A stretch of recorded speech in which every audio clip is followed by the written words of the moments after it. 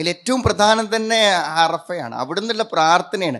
ഖൈറു ദുആ ദുആഉ യൗമി അറഫ എന്നാണ്. പ്രാർത്ഥനകളിൽ ഏറ്റവും ശ്രേഷ്ഠമായ പ്രാർത്ഥന അറഫ ദിനത്തിൻ്റെ പ്രാർത്ഥനയാണെന്ന് നബി സ്വല്ലല്ലാഹു അലൈഹി വസല്ലം പറഞ്ഞിട്ടുണ്ട് എന്നാണ്. അതേപോലെ തന്നെ ഏറ്റവും പ്രധാനമായ ഈ ദിനങ്ങളിൽ നിർവഹിക്കുന്നൊരു കാര്യമാണ് നമ്മുടെ നോമ്പ്.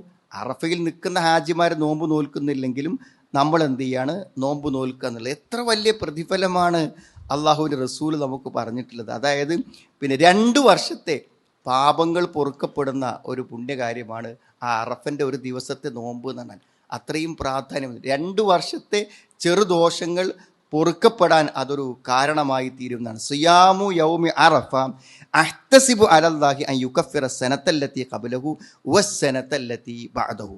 അള്ളാഹുവിൻ്റെ റസൂൽ പറഞ്ഞു, യൗമു അറഫ, അറഫ ദിനത്തിലുള്ള നോമ്പ്.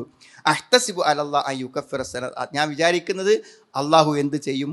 ഒരു മുമ്പത്തൊരു വർഷത്തെ പാപവും വസ്സനത്തല്ലത്തി ബഅദഹു, ശേഷം വരുന്ന ഒരു വർഷത്തെ പാപവും അള്ളാഹു പുറത്തു തരുന്നതാണ്.